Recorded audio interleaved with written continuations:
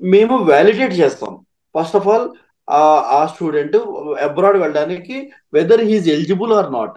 First అవును. Of all whether he's 10th is over or intermediate is done. And some people, కొంతమంది ఏంటంటే madam, backlogs ఉంటాయి. ఆ అవును. బ్యాక్లాగ్స్ తో వాళ్ళు మా దగ్గరికి లోన్ తీసుకోవడానికి వస్తారు, కానీ వాళ్ళు లోన్ కి అర్హులు కాదు.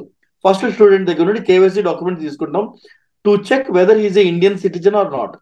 Because this only we will give it to the only Indian citizens. Minimum 9%, maximum 14% is the interest rate we will charge it, madam.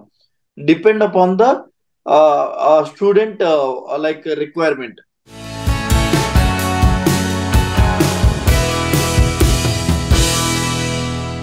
Welcome to Swarna talks in USA.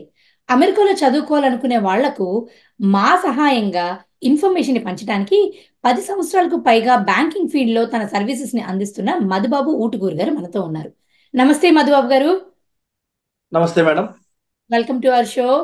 So Madhu గారు, మీరు last time already మాకు students కి రావాలి చదువుకోవాలనుకునే వాళ్ళ గురించి, eligibilities గురించి కానీ, అలానే కొలాటరల్ గురించి కానీ, అంటే అసెట్స్ వాటికి సంబంధించి కూడా ఇన్ఫర్మేషన్ ఎంతో బాగా చక్కగా షేర్ చేసుకున్నారు. సో ఇప్పుడు నెక్స్ట్ ఇంకొన్ని క్వశ్చన్స్ మీతో అడిగి ఈ ప్రాసెస్ అనేది వాళ్ళకి స్మూత్ గా జర్నీ అవ్వాలని కోరికతో ఒక క్వశ్చన్ తో వచ్చేసానండి. సో బేసిక్ గా మనకి డాక్యుమెంట్స్ వాటికి సంబంధించి మాట్లాడుకుందాం. సో ఒక్కసారి వాళ్ళకి ఎలిజిబిలిటీ ఉంది, తర్వాత ఏమో అసెట్స్ అవన్నీ కూడా గవర్నమెంట్ అంటే బ్యాంక్స్ ద్వారా వాళ్ళు చెక్ చేయించుకున్న తర్వాత వాళ్ళకి రిక్వైర్డ్ డాక్యుమెంట్స్ గురించి మాట్లాడదామండి. కేంద్ర ప్రభుత్వ ఒక పథకం ఉంది మేడం, అది చాలా మందికి తెలియదు. సో నేను లాస్ట్ వీడియోలో చెప్పాను, మళ్ళీ అదొకటి చెప్తున్నాను madam. This particular policy called Ambedkar Vidya Yojana. So any minorities like SC ST సోదరులు, if anybody want to study in abroad, they can able to opt this so they will get up to 30 lakhs benefit with this central government policy, madam. So why I'm telling, madam, most of the people are not aware of this particular central government policy, madam. So that's why again I'm just telling you. So ఎవరైనా SC ST సోదరులు, ఆ, uh, ఇది ఎవరైనా తెలియకపోతే దయచేసి ఇది తెలుసుకోండి. So మీ దగ్గర ఉన్న లైక్ మన సెంట్రల్ గవర్నమెంట్ ఇన్స్టిట్యూషన్స్ దగ్గరికి వెళ్తే మీకు పూర్తి సమాచారం దొరుకుతుంది. 30 lakhs వరకు వాళ్ళకి సహాయం ఎక్స్ట్రా వచ్చే అవకాశం ఉన్నప్పుడు అది వదులుకోవడం అనేది తెలియకపోతే చాలా పెద్ద లాస్ అన్నట్టే. సో దయచేసి ఈ రోజు ఈ షో మాతో చూస్తున్న వాళ్ళందరికీ కూడా ఒక చిన్న విజ్ఞప్తి అండి. మీకు కానీ లేకపోతే మీకు తెలిసిన వాళ్ళకి ఎవరికైనా కూడా ఈ కేటగిరీలో కనుక వాళ్ళు వస్తే వాళ్లకు ఈ అవకాశం ఉంది కాబట్టి వాళ్ళది చేసుకోకుండా యూటిలైజ్ చేసుకునేటట్టుగా వాళ్ళకి సహాయం చేయండి. అండ్ అలానే మధు గారు, ఇప్పుడు మనం నెక్స్ట్ ఫస్ట్ క్వశ్చన్కి వెళ్ళిపోదామండి. అసలు ఈ ప్రాసెస్ లో అక్కడ దాకా వచ్చిన తర్వాత పాయింట్ 1 and 2 స్టెప్స్ అయిపోయిన తర్వాత ఈ రిక్వైర్డ్ డాక్యుమెంట్స్ గురించి చెప్పండి. అసలు ఎలాంటి డాక్యుమెంట్స్ వాళ్ళు ముందుగా చూపించాల్సి ఉంటుంది, ఫిల్ చేయాల్సి ఉంటుంది, ఎలాంటివి ప్రాసెస్ గురించి చెప్పండి. Ma'am, another important phase in this process is documentation madam.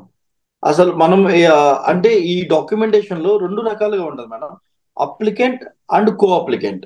So applicant like borrower who are is a student, like co-applicant is his relative, like his mother, father, spouse, in-laws, anyone's. So first what we will take now, we will take the KYC document from the student, like his PAN, Aadhaar, and his documents like educational documents we will take, madam.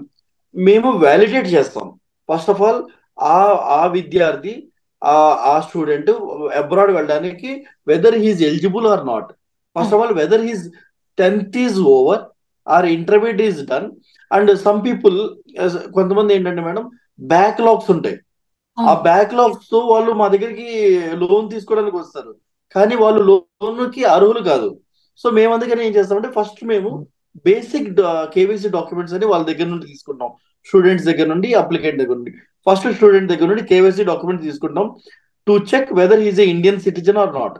Because this only we will give it to the only Indian citizens. And we will take last 3 to 6 months bank statement తీసుకుంటాం madam, or passbook statement తీసుకుంటాం. Whether he's having any good relationship with the bank or not, we will take it. And we will take educational documents, his 10th, whether he studied in a like registered institute or not, 10th board like intermediate, and as well as his degree, all the certificates we will validate it, madam, mark sheets. And second one, madam, from co-applicant. Co-applicant, we will take validate their income, like whether they are salaried or self-employed. If they are salaried, so we will take last 3 months of the pay slips, and last 2 years form 16, and last 6 months bank statements for validation of this, and their employment proof. If the co-applicant is self-employed, we will take last 2 years income tax return, and we will take the computation of income with the certified CA, assisted computation of income we will take, and we will validate that income. Last and foremost, we will check whether the student is having that admission card from the like institution, any like any foreign institute, whether the student is having call, I mean, like admission sheet or not. Because once the student got selected in any particular institution or any particular university, the university will share one admission sheet to the particular student through mail. Once, if the student is having that only, he is only eligible for the loan process. So ఇలా ఇప్పుడు గనక వాళ్ళు job చేస్తే వాళ్ళకి ఇలా అవుతుంది. వాళ్ళు చూపించే ఇప్పుడు అసెట్స్ అండ్ ఆ సపోర్ట్ వాట్ ఎవర్ అండి. సో బిజినెస్ ద్వారా అయితే ఎలా వాళ్ళ ద్వారా ఉన్న రిక్వైర్డ్ డాక్యుమెంట్స్ కి మీకు కావాల్సింటే లోన్ ఇవ్వాలంటే వాళ్ళ దగ్గర కలెక్ట్ చేసుకోవాల్సిన రిక్వైర్డ్ డాక్యుమెంట్స్ అని చెక్ చేసి అవి కరెక్ట్ గా ఉన్నాయి అంటేనే మీరు నెక్స్ట్ లోన్ ప్రొసీజర్ కి వాళ్ళు అప్రూవ్ అవుతారు. అంతే కదండి? అవును స్వర్ణ గారు. ఓకే. మరి ఎందుకంటే ఈ డాక్యుమెంటేషన్ అనేది as per the RBI guide lines మేము కలెక్ట్ చేసుకుంటాం మేడం. ఎందుకంటే ఏదైనా ఎవరైనా లోన్ కనుక మన దగ్గర అప్లై చేస్తున్నారంటే మేము దాని repay capacity of the co-borrower we will check it. Financial గా దాన్ని రీపే చేసే సిచ్యువేషన్ ఉంటుందో లేదో చూసుకొని ఇస్తామంటున్నారు. బట్ ఇప్పుడు అక్కడ చదువుకున్న ప్రతి ఒక్కళ్ళు కూడాను ఉద్యోగం చేస్తే ఎక్కువగానే సంపాదిస్తారు. మరి ఆ లోన్ పే బ్యాక్ అనేది వాళ్ళు ఉద్యోగం వచ్చిన తర్వాత పే చేస్తాము అనే అనే అంటే ఆప్షన్ ఉంటుందా? లేకపోతే లో పే బ్యాక్ అనేది ఎప్పటి నుంచి చేయాలి వాళ్ళు? ఇది ఎడ్యుకేషన్ లోన్స్ వర్ణ గారు, మీరు అర్థం చేసుకోవాలి. ఇది రీపేమెంట్ ఎప్పుడు జరుగుతుందంటే, మన బారోవర్, మన student, first of all he has to complete his tenurity of the education. Then he has to look for some job. It takes some time. Once his master's completed, example, he may get the job immediately, or he may not get the job immediately. Maybe 3 months he may take, 6 months he may take, or else తనకి possible, I mean తన dream ఉన్న company కోసం కూడా కొంచెం మంది wait చేస్తారు madam. They will wait for some stipulated time. So when is come to the repayment, particularly in education loan, మీకు ఎప్పుడైతే లోన్ డిస్బర్స్మెంట్ అయిందో ఆ మొదటి నెల నుంచే మీరు రీపేమెంట్ చేయాల్సి వస్తుంది మేడం. ఓన్లీ ఇంట్రెస్ట్ మాత్రమే రీపేమెంట్ చేయాల్సి వస్తుంది.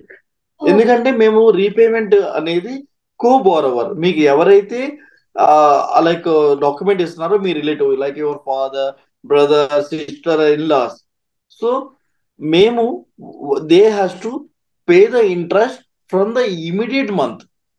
ఓకే. సో మీరు లోన్ ఇచ్చిన అమౌంట్ పే చేసేది వాళ్ళు ఉద్యోగం వచ్చిన తర్వాత పే చేస్తారు. కానీ ఈ లోన్ అమౌంట్ తాలూకా ఇంట్రెస్ట్ మాత్రం ఈ విద్యార్థికి ఇంట్రెస్ట్ మాత్రం మొదటి నెల నుంచే ఈసీఎస్ ద్వారా కట్టవలసి ఉంటుంది మేడం. సో ఆ ఇంట్రెస్ట్ అనేది ఎంత ఉంటుందండి? పర్టికులర్ ఇంట్రెస్ట్ చూసుకుంటే different institutions have different rate. Like students not only required to go to A private bank, they will go to public sectors and they will go to some institutions madam. Like ఇవే కాకుండా మనకి బ్యాంకులే కాకుండా NBFCs కూడా loan ఇస్తుంది. ఇవే కాకుండా foreign institutions అని ఉంటాయి madam. Foreign institutes also they will give education loan.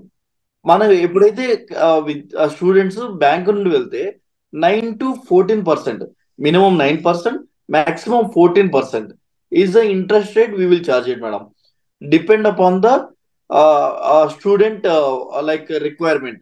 So ఈ రిక్వైర్మెంట్ బట్టి వాళ్ళు లోన్ మీకు అప్రూవ్ చేస్తారు. And on top of it loan మాత్రం ఫుల్ పేమెంట్ వాళ్ళు జాబ్ చెక్ చేస్తారు, కానీ ఈ లోపు ఇంట్రెస్ట్ మాత్రం తీసుకున్న మంత్ నుంచి కట్టాల్సి ఉంటుంది. ఓకే. సో కరెక్ట్ స్వర్ణ గారు. ఓకేనండి. సో మధు గారు, ఇప్పుడు ఈ ఎడ్యుకేషన్ లోన్ గురించి అసలు ఎలా ఉంటుంది ఆ ప్రాసెస్ అంతా కూడా ఒకసారి చెప్పండి. డాక్యుమెంట్స్ కలెక్ట్ చేసుకున్న తర్వాత నెక్స్ట్ స్టెప్ ఏంటి? ఫస్ట్ ఆఫ్ ఆల్ మేము డాక్యుమెంట్స్ తీసుకున్న తర్వాత మేము డాక్యుమెంట్స్ వ్యాలిడేట్ చేసుకుంటాం. డాక్యుమెంట్ వ్యాలిడేట్ చేసుకున్న తర్వాత ఆ, మనం ఎలాగైనా వాళ్ళ దగ్గర నుంచి ఫీ స్ట్రక్చర్ తీసుకుంటాం.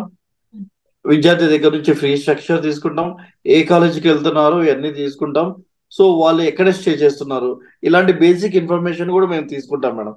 స్టూడెంట్కి తీసుకున్న తర్వాత ఆ based on is the fee structure, based on the fee structure, the fee automatically will credited to the institution or else authorized services. Like suppose the in previous video as I said, madam, so if we need trimester like semester, in this particular time, automatically the amount will credited to the particular universities. ఇలా particular amount ఇప్పుడు వాళ్ళ మీరు చెప్పినట్టుగానే step by step మనం వెళ్తే కనుక వాళ్ళు eligibility అంటే ఎక్కడైతే యూనివర్సిటీకి వెళ్ళబోతున్నారో అక్కడ నుంచి వాళ్ళ అప్లికేషన్ యాక్సెప్టెన్స్ లెటర్తో వస్తారు. అండ్ అలానే వాళ్ళకున్న అసెట్స్ అవన్నీ కూడా వ్యాలిడేట్ చేయిస్తారు. ఆ తర్వాత మీ బ్యాంక్స్లో వాళ్ళు ఆ సర్టిఫికేట్ వాట్ ఎవర్ అసెట్స్ అన్ని కూడా ఒకసారి ఎవాల్యుయేట్ చేసి ఓకే అనిపిస్తే లోన్ అప్రూవ్ చేస్తారు.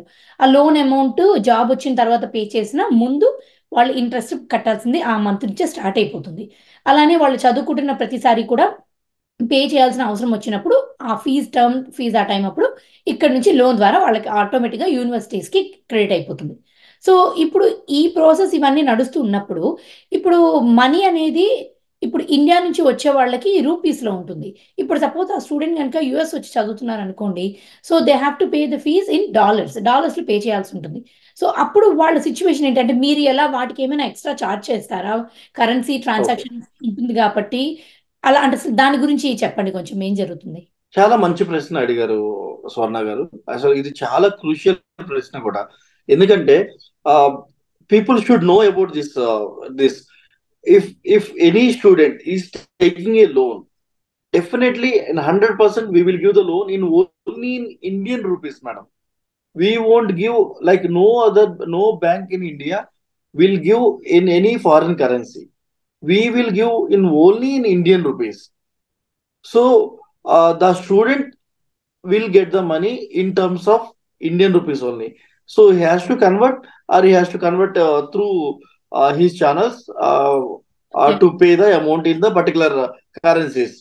ఇప్పుడు డాలర్ రేటు బాగా ఫ్లక్చుయేట్ అవుతూ ఉంది కదా. సో ఇప్పుడు ఇప్పుడు తీసుకున్నప్పుడు మేబీ 80 రూపీస్ ఉండొచ్చు ఒక డాలరు. అది ఇప్పుడు తర్వాత 84, 85 దాకా వెళ్ళింది అనుకుందాం. లేదా అది తిరిగి పడిపోయింది అనుకుందాం. డాలర్ రేట్ ఏమో 70, 75కి వచ్చేసింది అనుకుందాం. సో అప్పుడు మీరు ఇచ్చే అమౌంట్లో డిఫరెన్స్ కానీ దాని మీద కట్టే ఇంట్రెస్ట్ పర్సంటేజ్ కానీ వాటి మీద కూడా ఇంపాక్ట్ అనేది మీరు వెంటనే దాని మీద చూపించడం మొదలు పెడుతుందా?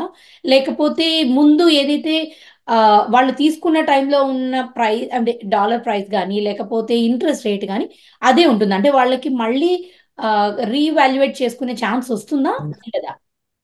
యాక్చువల్లీ ఇంట్రెస్ట్ రేట్స్ అనేవి ఇక్కడే కాదు మేడం, ఏ దేశంలో మీరు చూసుకున్నా ఆ దేశంలో ఆర్బీఐ అలాగే head of the banks they will keep on fluctuates. Because every year the educational loans are not only the education loan, madam, any loan, the interest rates will be definitely will be in volatile. So based on this, we will also adjust our system.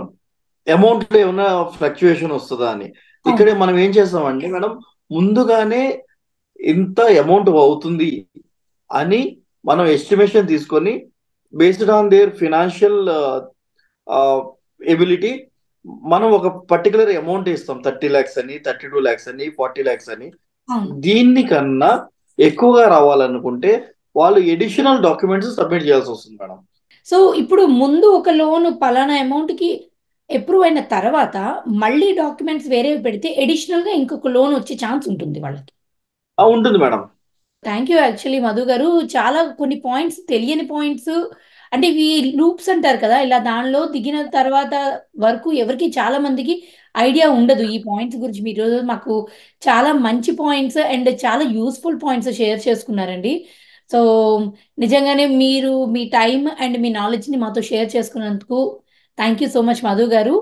So viewers, మీరు చూస్తున్నారు కదా, so ఒక student గనక యుఎస్కి రావాలి చదువుకోవాలి అని కోరిక ఆలోచన ఉంటే మాత్రం వాళ్ళకి స్టెప్ బై స్టెప్ ఎలా ప్రాసెస్ని అప్రూవ్ చేసుకుంటూ ఎటువంటి ఆటంకాలు లేకుండా యుఎస్కి రావాలో తెలుసుకునే అవకాశాన్ని మేము మా ఛానల్ ద్వారా మీకు అందిస్తున్నాము.